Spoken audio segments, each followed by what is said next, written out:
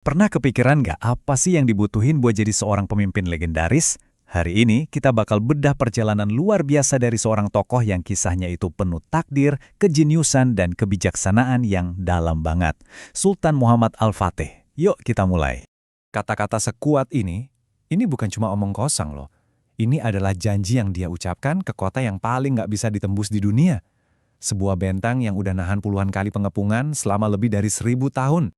Dan yang lebih gilanya lagi, ini umurnya waktu dia berhasil melakukan hal yang dianggap mustahil. 21 tahun.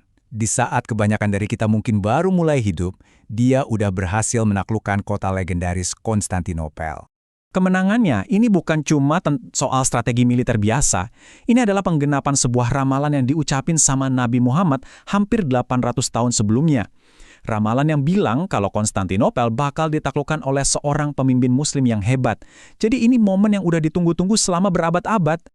Tapi gimana ceritanya seorang anak muda umur 21 tahun bisa mencapai sesuatu yang sebegitu luar biasanya?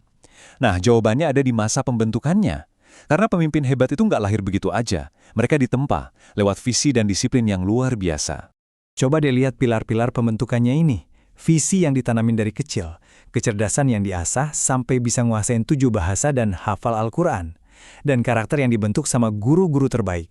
Kombinasi inilah yang jadi fondasi buat semua pencapaiannya nanti. Coba bayangin momen ini. Ayahnya itu nggak cuma ngasih perintah loh, dia menanamkan benih takdir ke dalam jiwa Al-Fatih yang masih muda. Misi ini bukan lagi sekedar tugas negara, tapi jadi panggilan pribadi yang membakar semangatnya dari kecil. Kisah ini nunjukin kalau bahkan seorang pangeran pun harus tunduk sama ilmu dan otoritas guru. Gurunya, Syekh Ahmad Al-Qurani, gak ragu-ragu buat pakai rotan demi nanemin disiplin. Pelajaran kayak gini yang ngebentuk karakternya, ngajarin dia kalau nggak ada jalan pintas buat jadi hebat. Oke, dengan fondasi sekuat itu, Al-Fatih pun siap buat ngadepin tantangan terbesarnya, penaklukan Konstantinopel. Nah, disinilah kejeniusan dan kegigihannya bakal diuji sampai ke batasnya. Ini dia tantangan utamanya. Sebuah rantai laut raksasa yang membentang di mulut pelabuhan ngeblokir total akses buat armada Utsmaniyah. Rintangan ini udah ngegagalin banyak banget penakluk sebelumnya. Jadi gimana cara Al-Fatih ngakalinnya? Jawabannya adalah sebuah langkah yang jenius banget, bener-bener di luar nalar. Kalau nggak bisa lewat laut, ya udah lewat darat aja. Coba bayangin, 70 kapal perang diseret di atas gelondongan kayu yang diminyaki, ngelewatin perbukitan cuma dalam satu malam. Ini mahakarya logistik dan imajinasi yang benar-benar ngerubah alur pertempuran. Dan kegigihannya itu, wah, nggak tergoyahkan. Waktu bentengnya dibakar, dia nggak putus asa. Malah, dia janji bakal bangun 4 kali lebih banyak besoknya. Nah, ini mentalitas seorang pemimpin sejati. Setiap kemunduran itu justru kesempatan buat bangkit lebih kuat. Tapi, kemenangan itu bukan akhir dari cerita. Ujian sejati seorang pemimpin itu bukan gimana cara dia menaklukkan, tapi gimana cara dia memerintah setelahnya. Dan disinilah kebijaksanaan Al-Fatih benar-benar bersinar. 3 pilar utama kepemimpinannya setelah menang itu adalah keadilan, kerendahan hati, dan dedikasi pada tugas. Yuk, kita lihat gimana dia nerapin prinsip-prinsip ini dalam prakteknya. Cerita ini sih luar biasa banget. Bayangin, seorang sultan yang baru aja naklukin kota terbesar di dunia, dipanggil ke pengadilan sama seorang arsitek biasa. Dia nggak cuma datang, tapi juga berdiri setara sama penuntutnya dan menerima putusan yang merugikan dia.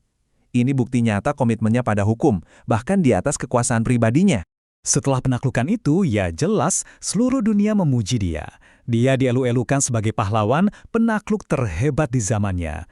Dia lagi ada di puncak kejayaan dengan kekuasaan yang kayaknya nggak terbatas di tangannya. Tapi di tengah semua kemegahan itu, justru orang yang paling dia hormati, gurunya Syekh Ak Syamsuddin, malah nolak buat ketemu sama dia. Sebuah tindakan yang pastinya bikin bingung dan kaget sang sultan. Ternyata penolakan itu adalah sebuah pelajaran yang dalam banget tentang kerendahan hati. Gurunya mau ngelindungin dia dari bahaya kesombongan yang sering banget datang bareng kesuksesan besar. Sebuah pengingat bahwa bahkan seorang penakluk dunia pun harus tetap membumi.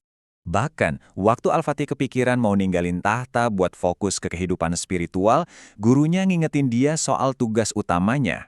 Jalan terbaik menuju Tuhan buat dia itu bukan dengan mengasingkan diri, tapi justru lewat pemerintahan yang adil. Jadi, apa sih warisan abadi yang ditinggalin sama pemimpin ini?